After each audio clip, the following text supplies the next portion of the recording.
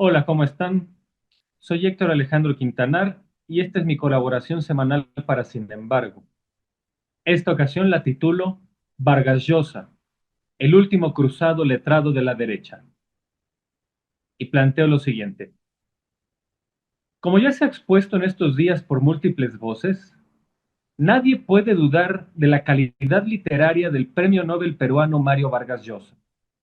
Su pluma brillante y los retablos fascinantes que construyó con ella ameritaron un abrumador laudo universal que, con toda razón, permanecerá eternamente, sea por el histórico visor que abrieron, como el caso de la novela La fiesta del chivo, o por el relato íntimo y fascinante que expusieron, como la novela Elogio a la madrastra, donde hasta los signos de puntuación son un recurso literario sublime para enunciar una intrigante historia que, a través de pinturas magistrales, relata una extraña relación triádica. Con estas líneas se subraya, pues, una obviedad, y esa es que el notorio legado literario de Vargas Llosa nunca ha estado a discusión. La pregunta que hay que hacer es otra, y tiene que ver con su legado político, terreno donde ejerció un rol clave toda su vida, maximizado en los últimos 40 años, lapso en que incluso fue candidato presidencial en Perú. Y ahí su actuar no fue, entre comillas, polémico, como se ha querido suavizar, sino, en muchos aspectos, abiertamente reprobable. Y aquí retomo una idea que, con lucidez, expuso el periodista José Steinsleger en 2009, cuando añoró que existiera un estudio sobre aquellos escritores en la historia que han tenido una obra perdurable y que, sin embargo, se han aliado a las peores causas de la humanidad. Que sea una cuestión recurrente no hace sencillo al tema. Y así recordamos. El premio Nobel de Literatura noruego Knut Hamsun fue un nazi. El español Camilo José Cela fue un franquista. Luis Celine fue antijudío. Y ni hablar de la cauda de notables poetas italianos como Gabriel de Annunzio, que con su obra insuflaron al fascismo, o el consabido caso del filósofo Martin Heidegger, promotor entusiasta del nazismo alemán. Esta reflexión, sin embargo, no reproduce ningún maniqueísmo, es decir, no se pretende la simpleza de reducir una complejidad cambiante, como la vida de cualquier escritor sobresaliente, a una categorización absoluta de maldad, o algo así. Menos aún cuando se habla desde la comodidad del presente, cuando la retrospectiva hace mucho más fácil la necesaria condena a, por ejemplo, el fascismo y el nazismo. Y es que vivir un proceso histórico en el tiempo que se desarrolla es enfrentarse a una realidad que solo puede ser analizada en parte o en proceso, sin la seguridad que da enjuiciar algo cuando ya es un hecho consumado. Y no es que el fascismo o el nazismo no tengan rasgos peligrosos e intolerables desde su origen, pero incluso en ellos ha habido un factor procesal que no podía detectarse como tal desde un inicio. Por ejemplo, el antijudaísmo de Hitler, contrario a las mentiras panfletarias que él dice en su libro Mi lucha, no se ejerció sino hasta 1922. Y antes de ello, Hitler fue un leal soldado del ejército bávaro en pos del intelectual judío Kurt Eisner. Y en Italia, el fascismo no se hizo antisemita sino hasta bien entrados los años 40. Antes, uno de cada tres judíos italianos era partidario del fascismo, por considerarlo una continuación del movimiento progresista y nacionalista del Risorgimento del siglo XIX, movimiento que les había dotado de derechos ciudadanos. Lo que se quiere decir es que, por muchas razones, a veces la verdad no puede ser detectada a primera vista, y eso es algo que le puede ocurrir a cualquier ser humano, desde el más humilde de los iletrados hasta el más lúcido de los sapientes. ¿Qué es, entonces, lo condenable en la postura política de Mario Vargas Llosa y, sobre todo, ¿hay fundamentos para alinearlo como defensor de las peores causas de la humanidad? La respuesta, tristemente, es un sí. En el año de 2003, Vargas Llosa estuvo en Irak por 12 días, en un ejercicio que en los hechos pretendió legitimar un acto ilegítimo, el crimen de lesa humanidad que significó la invasión y destrucción de ese país por parte del presidente estadounidense George W. Bush, cuya pretensión, sin más, fue la de apoderarse de los recursos de un país y extraer riqueza de la sangre de sus habitantes, como fue el caso de Irak. En ese momento, y a pesar de la dificultad de ver un hecho en proceso y en tiempo presente, la mayor parte de la humanidad y sus intelectuales se dieron cuenta de todo y pensaron algo que luego resultó ser una verdad incontestable. Y eso es que la campaña de Bush en Irak era un acto sanguinario para hacer negocios, nunca fue una liberación. Y por eso, esa humanidad se opuso y sobresalieron solamente las excepciones de siempre. En el caso de México, panfletistas y perdularios como Enrique Krause o Claudio X González Laporte fueron de los pocos personajes que optaron por respaldar la canallada de Bush. Vargas Llosa, con un compromiso del esnable mayor, hizo lo mismo. Y en sus entregas para describir lo que vio en Irak, blanqueó cuantas veces pudo los abusos del ejército norteamericano en ese país. La evidencia en ese momento dejaba en claro que la aventura de Bush era una carnicería genocida, y en ese proceso sobresale un hecho.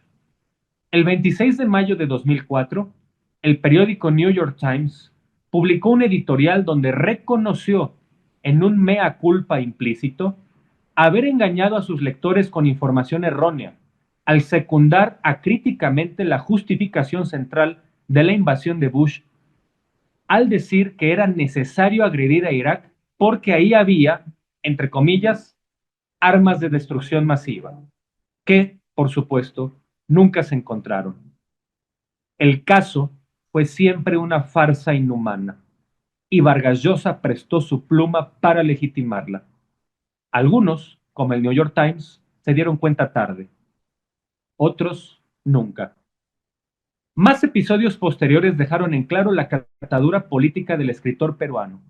En 2022, respaldó al fascista amazónico Jair Bolsonaro, y sus argumentos incluyeron no solo el minimizar las atrocidades del militar brasileño, como su negacionismo ante el COVID, su corrupción o los delirios conspirativos con que interpretó a sus adversarios, sino que Vargas Llosa hizo suyas las acusaciones contra Lula da Silva, a quien llamó ladrón, en un caso donde, como se comprobó después, se le inventaron delitos para desplazarlo de la carrera presidencial, y luego el juez que condenó a Lula, Sergio Moro, fue parte del gabinete de Bolsonaro.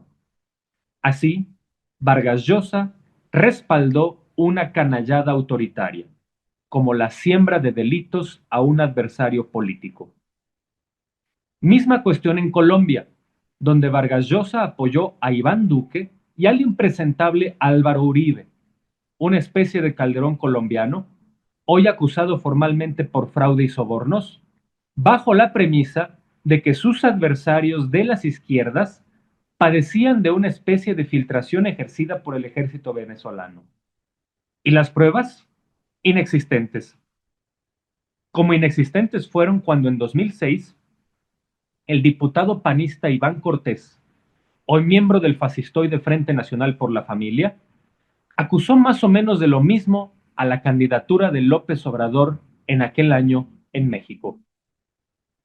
En el mismo tono de delirio, Vargas Llosa dio su aliento al mendaz José Antonio Kast en Chile, un petimetre reivindicador de la dictadura de Pinochet y, en su propio país, el Perú, llamó a votar por Keiko Fujimori, hija de un dictador delincuencial, porque de lo contrario, que ganar el adversario, según Vargas Llosa, haría que se construyera la dictadura más feroz en el país, entre comillas, en referencia el escritor peruano se refería a el triunfo posible de Pedro Castillo.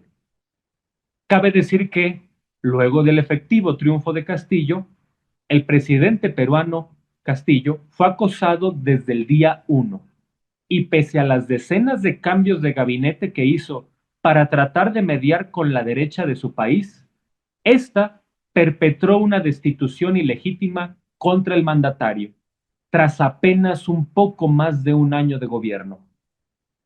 La predicción de Vargas Llosa nunca se cumplió y, en cambio, el presunto dictador que auguró resultó ser el agraviado por una andanada autoritaria.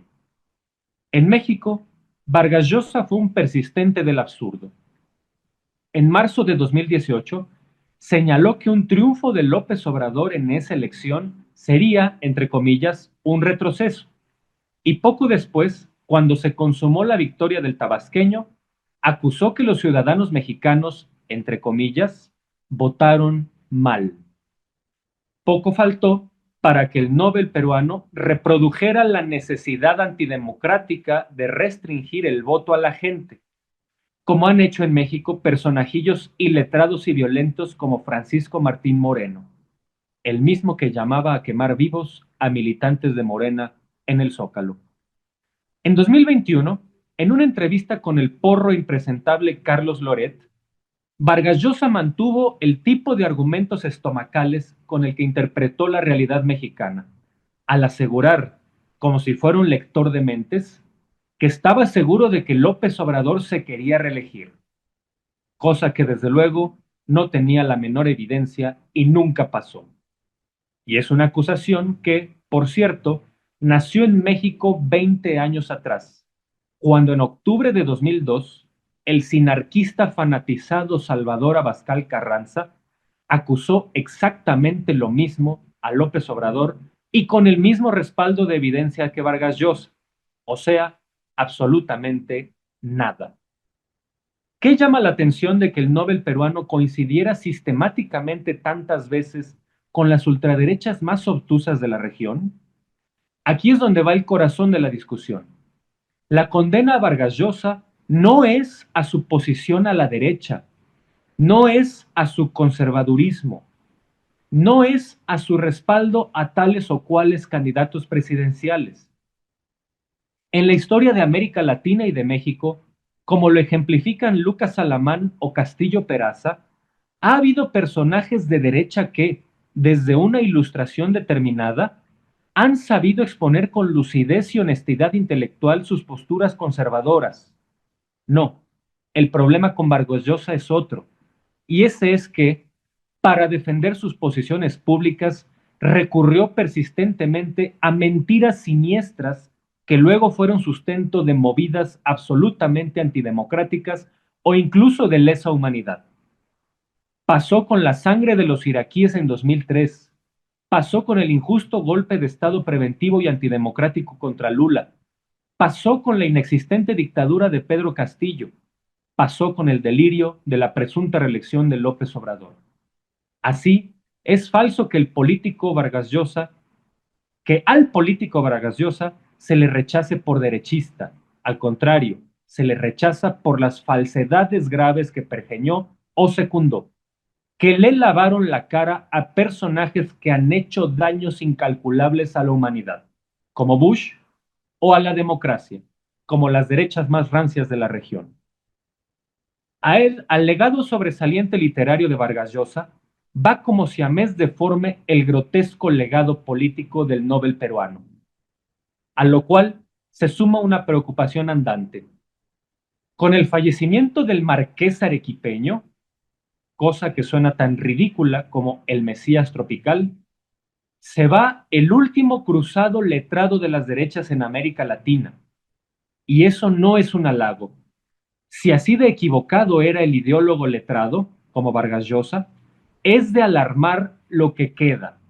Hoy, la construcción del sentido común de las derechas dejó de estar en manos de personajes conservadores pero de pluma afilada y se protagoniza hoy en estercoleros digitales, donde ascos como los asesores de Javier Milei o los cibermilitantes de Donald Trump preconizan las nuevas ansiedades de las viejas derechas, o sea, combatir películas de Disney donde dos personajes femeninos se besan, o ejercer el negacionismo de los crímenes de las dictaduras militares latinoamericanas de la segunda mitad del siglo XX. Eso es la derecha hoy. Muchas gracias.